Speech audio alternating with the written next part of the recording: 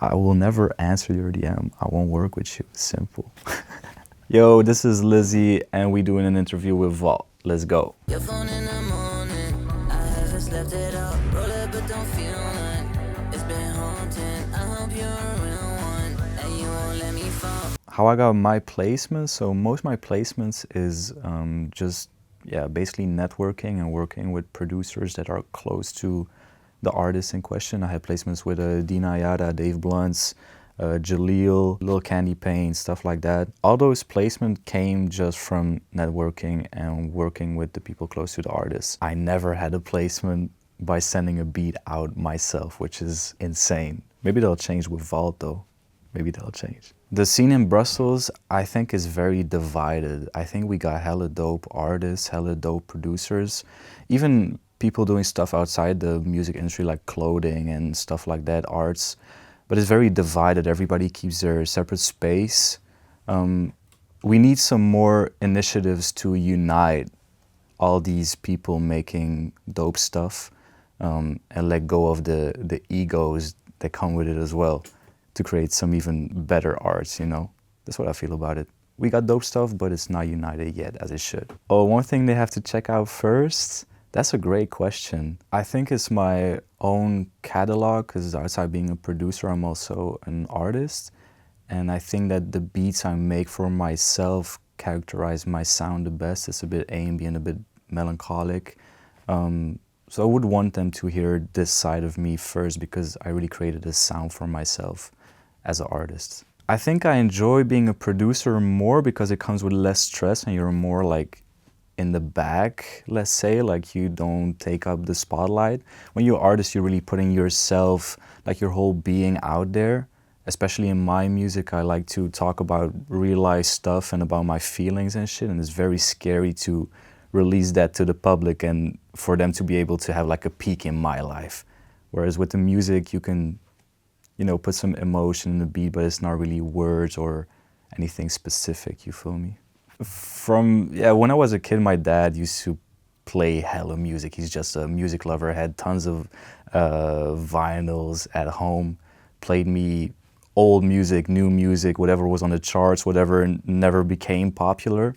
So I have like a good general knowledge of music. Then I went to the music academy, played the saxophone when I was younger, up until I was like 15, 16. And at 17, I got my first MacBook for school, and I found GarageBand. I was like, ooh, what is this guitar looking logo? Let me press it. And then I was like, oh, so this is how music is actually made. And ever since that day, I never quit making music. That's how it all started. I don't think it's necessary for producers to do it. Like you have no, it's not expected from you to put your personal sound out there if you don't want to. But from my perspective, it is pretty difficult to make a living off of beats or off of placements alone. It's a harsh industry out there. In some kind of way, it is an extra revenue for a producer, and if you're able to sustain yourself in that way, I think it's a good step to make. But it's not necessary, it's not expected of you as a producer. You forget as a producer, like, you know, you make a beat and the day itself is like, oh, this is my best beat ever. A month later, you make tons more beats and you're like, oh, that beat from last month, that shit is trash. Don't ever think that way. My placements most of the time come from old beats that I made like years ago that I resend to artists, or even loops that I made like a while ago and that I resend, and they finally get placed. So sometimes as a producer, you can be like, I'd say like an avant-gardist and create a sound that people don't understand in the moment. Don't ever lose sight of the great projects you made in the past, even though you don't like them anymore. I think is the networking part. Like lately, I haven't been networking as much as I did in the past, like reaching out to producers like, oh, hey, let's work, which has like, I don't know how to say it, like people started forgetting about me in a certain way. Like if you don't interact with people through messages or through Discord, whatever, people will forget that you are there and that you have loops or beats that they could use.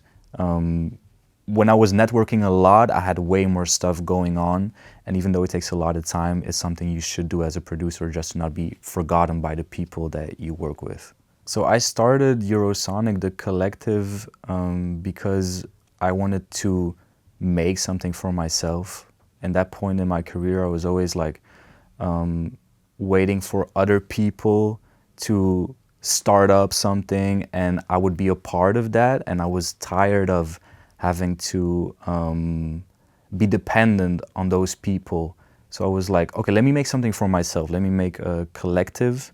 And I had all my friends in there. We were working together like every day, making music. And we actually had some dope placements coming out of it. So I started the collective mainly just because I was tired of having to depend on other people to push my music forward. Sometimes you just gotta take all that shit in your own hands and just do it yourself, bro. If people want to work with you, like, how do they get in contact? So you can get in contact with me through my Instagram at LZIFT. Also just started putting out loops and drum packs, MIDI packs on the Vault app. Shout out Vault, shout out Usudat. The app is fucking amazing.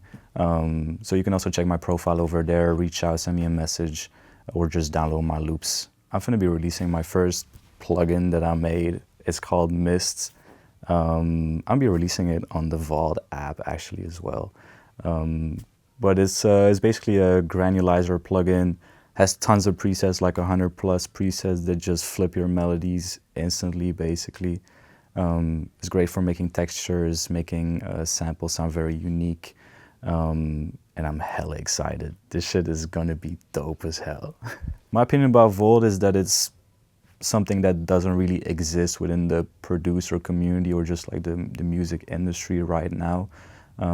It's a full package.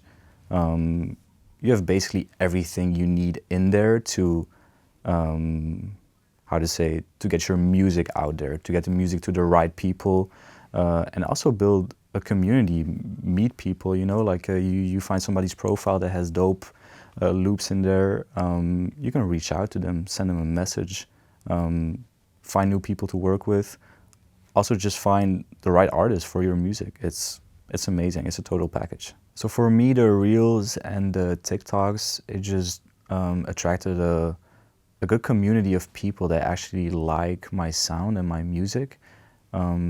Before that, I wasn't really posting any Reels or TikToks, and I just had like, you know, a good community, but not like a producer community or stuff like that.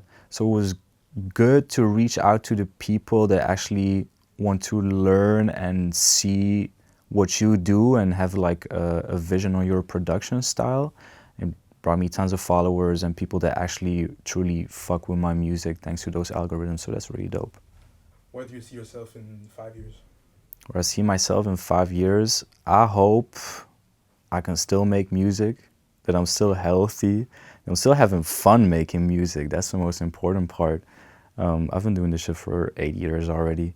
I hope in 5 years, I don't know, if I can sustain myself doing only music, that would be the dream.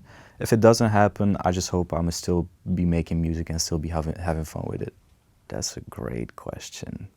I think it sounds stupid, but it's stop caring in general. Like, stop being in your head and being like, oh, maybe I should do something like that. Just do whatever the fuck you want. Ain't nobody is caring that much but you. You're the only person that's holding you back.